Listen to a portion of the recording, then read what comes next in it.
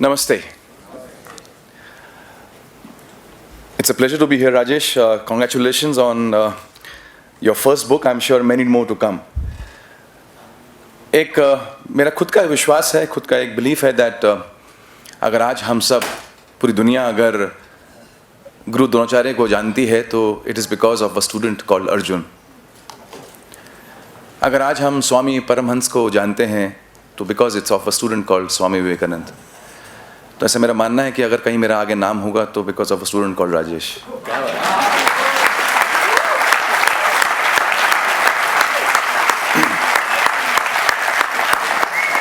आई met him almost year back. 1 साल पहले मुलाकात हुई और ये मेरे बैच में आए. बड़े शकी मिजाज के इंसान हैं. पूरा छानबीन करी, ये बैच करूं कि नहीं करूं. दोस्तों से पूछा, अपने दोस्त यतिन तांबे को पूछा, फिर इनका एक दोस्त नगर में है सुनील कनावड़े, उनको पूछा. उन्होंने कहा, फिर भी इन्होंने आए नहीं मेरे साथ. थोड़ा छानबीन इंजीनियर है ना, बुक का टाइटल भी वही है, जब तक पूरा अंदर से जो है छानबीन नहीं कर लेंगे तो हाँ नहीं करेंगे. फिर इनके दोस्त जो सुनील कनावड़े हैं उन्होंने बोला कि तेरी फीस में भर दूंगा. तो ये आपने क्या पता परभनी के वहाँ की कोई खासियत है ऐसी क्या? ऐसा सो जब उनको आश्वासन मिला कि मैं तेरी फीस भर दूंगा तो उन्होंने कहा अच्छा ठीक है मैं जाता हूँ फिर. तो ऐसा मेरी मुलाकात हुई उनके साथ बैच में और पिछले एक सवा साल से हम लोग साथ में हैं. And I have seen huge transformation. और मैं हमेशा बैच में बोलता हूँ कि देखिए मैं तो कुछ भी बोल के जाऊँगा, आप जो लेके जाओगे वो आपका बैच है. It's not about what I speak. तो ये जो लेके गए और जो उन्होंने अपनी ज़िंदगी में जो उसका एक he brought it into his life. Last, I think 8 months or 7, from March 31st to now, I think it's 12 kgs. 12 kilo वजन का जो परिवर्तन आया है फिजिकल फिटनेस में.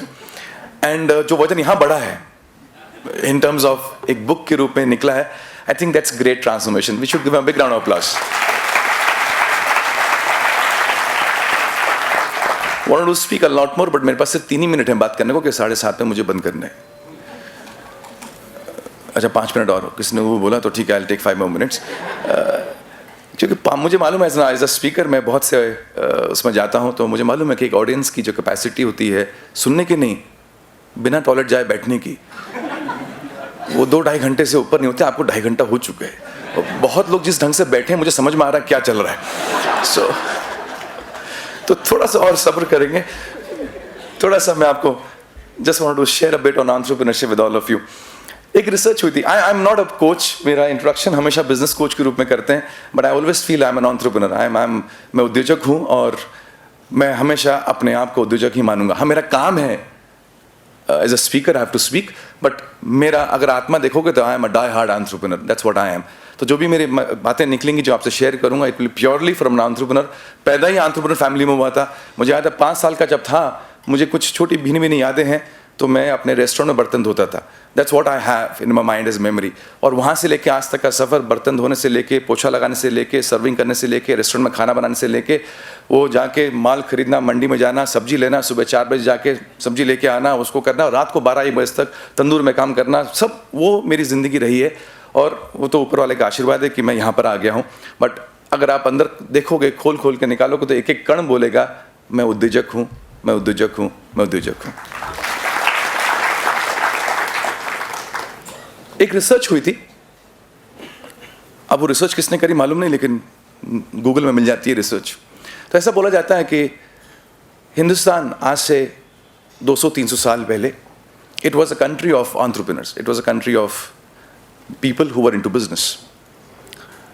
और 17वीं सदी में हमारा पूरी वर्ल्ड में जो कंट्रीब्यूशन था as far as our business is concerned, हमारा पूरा कंट्रीब्यूशन पूरी दुनिया में हमारा कंट्रीब्यूशन 22% था. कि जितना भी व्यापार पूरी दुनिया भर में हो रहा है, जितना भी बिजनेस हो रहा है, उस बिजनेस का 22% कंट्रीब्यूशन एक इस देश से जाता था over a period of time. अगर आज की हम बात करें, जो लेटेस्ट आंकड़े आए हैं उसमें वी आर एट 2-2.5%. हम 22% से 2.5% पे आ गए. रिसर्च ये भी बोलती है कि उस समय के जो हमारे बादशाह थे, उनकी जो वेल्थ थी, उनके पास जितना धनराशि थी, that was 14 times more than the wealth of the biggest king in England, in Europe, Louis the 14th. उनसे 14 गुना ज़्यादा इनकी धनराशि थी. We had the best of banking systems in terms of उस समय के जो banking system होते थे. We had the best of trade routes 17वीं 16वीं सदी में. तो ये क्या हुआ कि हम लोग अभी इस मुकाम पे आ गए कि हम अभी 2% पे आ गए. और उसका अगर सबसे बड़ा शेयर देखोगे तो जो हम बात करते हैं, यू गो बैक 100 या 200 ईयर्स बैक, तो बोलते ना अंग्रेज आए, अंग्रेजों ने विभाजन किया, डिवाइड एंड रूल की पॉलिसी निकाली. आई थिंक उससे बड़ा उन्होंने एक और प्रहार किया हमारे देश पे जो हमें समझ नहीं आया. उन्होंने अपना एक एजुकेशन सिस्टम डाला और उस एजुकेशन सिस्टम के तहत धीरे धीरे गुरुकुल समाप्त होने लग गए.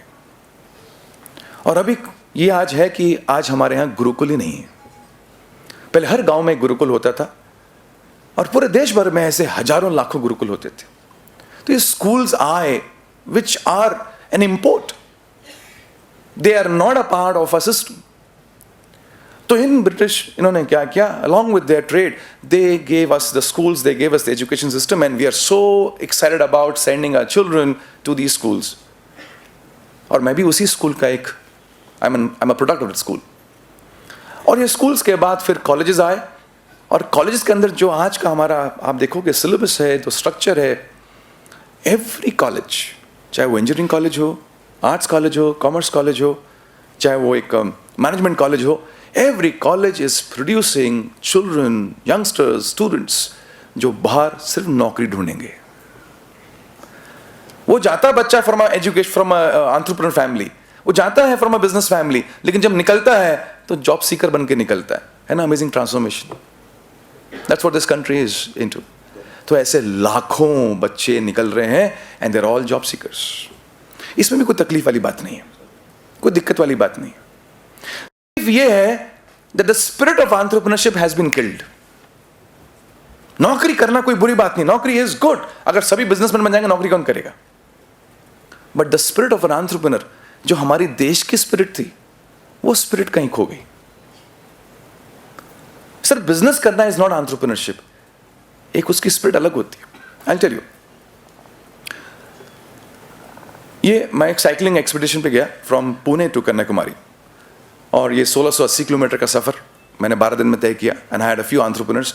और जहां जहां मैं रुका, जिस जिस गांव में मैं रुका, मैं उन गांव में बच्चों को मिलता था, उन गांव के स्कूलों में जाता था, वहां के लोकल लोगों को मिलता था, और मेरा शेयरिंग होती थी कि develop the spirit of an entrepreneur. इस देश को ऐसे लोगों की सख्त जरूरत है जिनकी आत्मा उद्योजक की हो. काम आप उद्योजक आप करो ना करो चलेगा, लेकिन आत्मा उद्योजक की होनी चाहिए. So what is the spirit of entrepreneurship? The spirit of entrepreneurship is that you have a label here. आपके माथे पे एक लेबल लगा होना चाहिए, द बक स्टॉप्स हियर. अंतिम पड़ाव मैं हूं, अंतिम पड़ाव. अभी मेरे ऊपर कोई पड़ाव नहीं. आप अपने शरीर को देखोगे, द बक स्टॉप्स हियर. कोई मुझे नहीं बताएगा मेरा शरीर कैसे होना चाहिए. आप अपने रिश्तों को देखोगे, द बक स्टॉप्स हियर. मेरे रिश्ते कैसे होंगे मैं डिफाइन करूंगा. मुझे कोई नहीं बताएगा रिश्ते सुधार ले. मैं उद्योजक हूं. I have the spirit of an entrepreneur. मेरा काम कैसे हो कोई मुझे टोकना नहीं चाहिए. The buck stops here. I will take care of my job and I will do it in the best possible वे.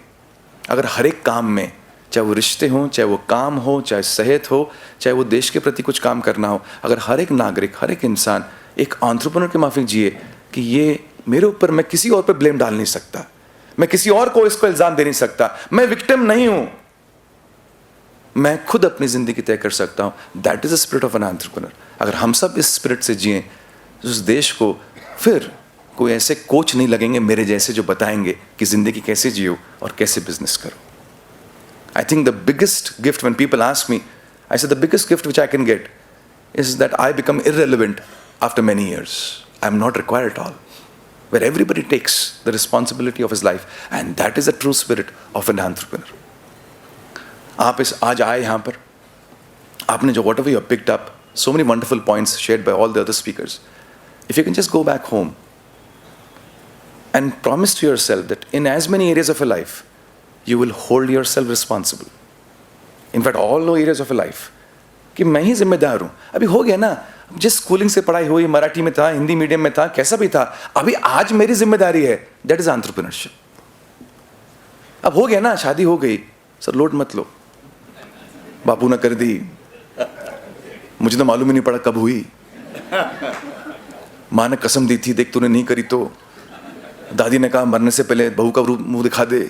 अब जो भी कारण हो, अब हो गई ना, take responsibility, go home and smile and tell her, अब जो भी हो मेरी हो, it makes all the more sense, take response, that's entrepreneurship. Tell her I've listened to a session on entrepreneurship.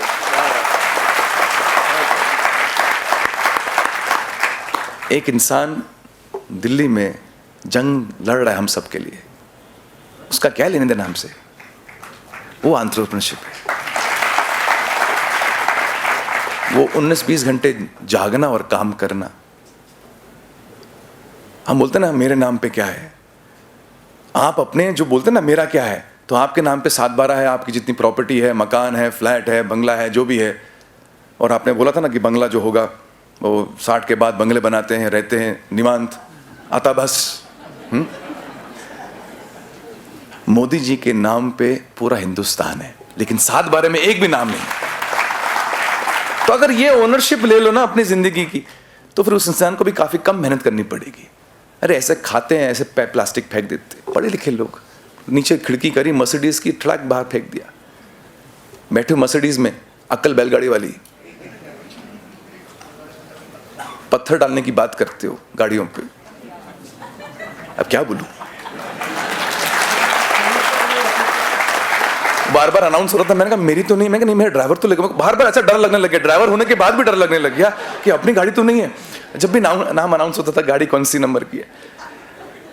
तो अगर हम अपने जिंदगी में ये जिम्मेदारी ले लें, I think life has so much more to give to each one of us. 1 साल पहले की बात है, मेरे ब्रदर आए थे कनाडा से और उनके कुछ दोस्त भी आए पुणे, तो उनको पुणे भ्रमण के लिए लेके गए सिंहगढ़ फोर्ट में। कहा चलो सुबह सुबह करते हैं ट्रैकिंग। हम लोग सिंहगढ़ फोर्ट गए और ऊपर फोर्ट में हम लोग जा रहे थे, तो वहाँ कुल्फ़ी बेचने वाले काफ़ी हैं। अगर आप जाओगे तो वहाँ देखोगे ऊपर काफ़ी, जब अगर धूप गर्मी होती है तो कुल्फ़ी बेचने वाले बहुत होते हैं। तो ऐसे बहुत से कुल्फ़ी बेचने वाले मिले और हम लोग अपना बात करते करते जा रहे थे। ऊपर का जो उनका फ्लैट एरिया है, तो दिल्ली से ये लोग आए थे भैया के दोस्त, तो उनकी बातें चल रही थी आपस में कि यार ये जो सिंहगढ़ फोर्ट की बात करते हैं तो ये बड़ा डिफरेंट फोर्ट है, अनलाइक नॉर्थ इंडियन फोर्ट्स। यहाँ पैलेस नहीं है, यहाँ वाड़े नहीं है, ये फ्लैट एरिया है। तो ऐसा बातें करते करते जा रहे थे, तो एक कुल्फ़ी वाला, उसका नाम सुदीप था। वो नाम क्यों आया था आपको बताऊंगा। वो लड़का सुदीप, उसने सुना, और बहुत से कुल्फ़ी वाले थे, सब अपने अपनी कुल्फ़ी बेचने के लिए सब आवाज़ लगा रहे थे। कोई सुरीली आवाज़ लगा रहा था, कोई ज़ोर से आवाज़ लगा रहा था, कोई उसमें गाने के रूप में आवाज़ लगा रहा था कि कुल्फ़ी बिक जाए। ये जैसे ही हम इसके बगल से निकले, इसने हिंदी में बात करना चालू किया, बिकॉज इसको समझ में आया ये लोग हिंदी में बात करते जा रहे हैं, और उसने हिंदी में बात करना चालू किया। वहीं से हमें देखे बिना कि ये सिंहगढ़ फोर्ट क्या है, उसकी हिस्ट्री बताना चालू कर दी। और जैसे ही मेरे कान में पड़ी, मैंने कहा ये कुछ बात कर रहे हैं इस फोर्ट के बारे में, एंड वी स्टॉप्ड। एंड अगले 15-20 मिनट, शायद आधा घंटा हो गया, हम उस छोटे से पत्थर में बैठ के जहाँ पर वो था, और उसने पूरे सिंहगढ़ फोर्ट की हमें पूरी कहानी बताई कि कैसे ये फोर्ट आया, कैसे तानाजी आया, कैसे इसके कितने हाथ में फोर्ट गया। एंड हमने कुल्फ़ी भी खाई, and we tipped him handsomely also. So ऐसे बहुत से कुल्फ़ी वाले थे जो कुल्फ़ी बेच रहे थे। एक ने एंटरप्रेन्योरशिप दिखाई, एक ने उस चीज़ को अपने हाथ में लिया, and that's why he would make more money. One day I was travelling by rickshaw, and rickshaw वाला जो है बड़ा गर्म मिजाज में था। नॉर्मली मुझे ऐसा होता है कि यार जब ट्रैवल ही कर रहे हैं तो थोड़ा समय अच्छा बिता लें। सो आई आस्क्ड हिम, भाई आज क्या हुआ, झगड़ा हुआ क्या घर में? तो उसने फिर भी जवाब नहीं दिया। मैंने कहा हंस ले यार, हंसते हुए साथ जाएंगे तो अच्छा रहेगा, तू ऐसे चला रहा है जैसे आज युद्ध में जा रहा हूँ। देन ही सेज, आपको मालूम है क्या होता है, किसी के ऊपर भरोसा नहीं करना चाहिए।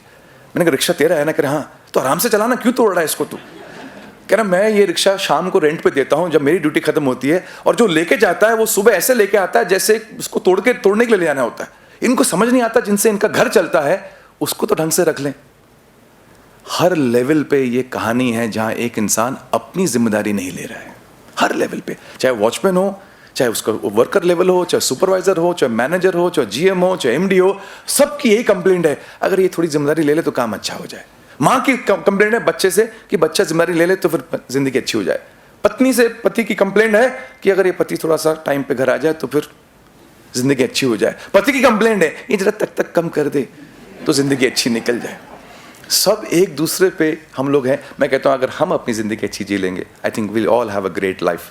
So entrepreneurship is nothing else but the spirit of taking accountability, the spirit of taking responsibility, the spirit of being there and saying मैं हूं ना, मैं हूं. पिक्चर की बात नहीं है, सिर्फ मैं हूं ना. तो आपके घर जाने से लोगों को लगना चाहिए अरे ये आ गए ना अब ठीक हो जाएगा. आपके ऑफिस में जाने से लोगों को लगना चाहिए अरे यहां गए ना अब ठीक हो जाएगा. और हर एक पोजीशन पर अगर ऐसा हो गया कि किसी के आने से कुछ हो गया तो फिर काम कैसे आगे कितना अच्छा बढ़ेगा. Time to end and time to wind up. Rajesh's wonderful journey with you last 1.5 years. Expecting a lot more from you. और मैंने तुम्हें पहले ही बोल दिया अभी मेरा नाम होगा तुम्हारी वजह से होगा. तो मैं मुक्ति पा रहा हूँ अपने काम से. अभी सारा लोड तुम्हारे ऊपर है. That if I am not famous, you are responsible. If I am famous, you are responsible for that. And for your audience, you have been great. I am amazed that एक social media से भी ऐसी audience आ सकती है. And he told me कि majority of them I don't know, majority of them are not my friends, majority of them just been on the Facebook. और आपने जैसे बताया कि वो उनका आता है 1 मिनट के अंदर. मैं भी देखता हूँ ये होता कैसे 300-400 लाइक आते किधर से. तो पब्लिक पहले से रेडी रखती है, आएगा खटाक लाइक करेंगे बाद में पढ़ेंगे. So and I think this speaks about your popularity as such, Rajesh. And for the audience here, just wanted you to go back home with this one wonderful thought that you're amazing, you are wonderful, you can do a lot more than what you think you have been doing. जो हम नहीं कर सकते अगर हम वो ना करें तो बात समझ में आती है, लेकिन जो हम कर सकते हैं और वो नहीं कर रहे हैं तो कुछ गड़बड़ है. तो फिर बहुत कुछ करना बाकी है, आप लोग करिए. एक रिसर्च हुई थी, एक और बताता हूँ छोटी सी, देन विल वाइंड अप. वो रिसर्च ने बोला कि दुनिया का हर तीसरा आदमी औरत. वो आपने बात करी थी ना कि खर्चा बढ़ा हुआ आमदनी बढ़ जाएगी. बहुत सी लेडीज बड़ी खुश थी. उन्होंने कहा देखो खर्चा बढ़ने वाला है, तुम आमदनी बढ़ाओ. हमने बात पकड़ ली है. सो रिसर्च में हुआ कि दुनिया का हर तीसरा इंसान खूबसूरत है. दुनिया का हर तीसरा इंसान इंटेलिजेंट है. दुनिया का हर तीसरा इंसान स्मार्ट है, गॉर्जियस है, हैंडसम है. दुनिया का हर तीसरा इंसान बहुत काबिल है. ऐसा रिसर्च में आया. जरा अपने लेफ्ट वाले को देखो, जरा देखो लेफ्ट वाले को देखो जो बैठा है बगल में. चाहे पति ही हो, देख लो एक बार. बेचारा कब से तरस रहा, कोई तो देखे. तुम देखते नहीं हो उसको. अब राइट को देखो, देखो देखो राइट में जो बैठा है वाइफ ही है यार. कह रहे ये भी वाइफ ही निकली. अब आपने लेफ्ट में देखा और राइट में देखा, कहा ये 2 आदमी तो वो नहीं है जो स्मार्ट है, हैंडसम है, गुड लुकिंग है, इंटेलिजेंट है. अब खुद को देखो, दुनिया का हर तीसरा आदमी स्मार्ट है, इंटेलिजेंट है, हर तीसरा आदमी. और वो तीसरा आदमी आप हो. और ये विश्वास करो और इस विश्वास के साथ जाओ. Make a great life, make a wonderful life. Let's make this country very strong. Let's uphold the spirit of an entrepreneur. Thank you so much. Love you all. Thank you. Rajesh,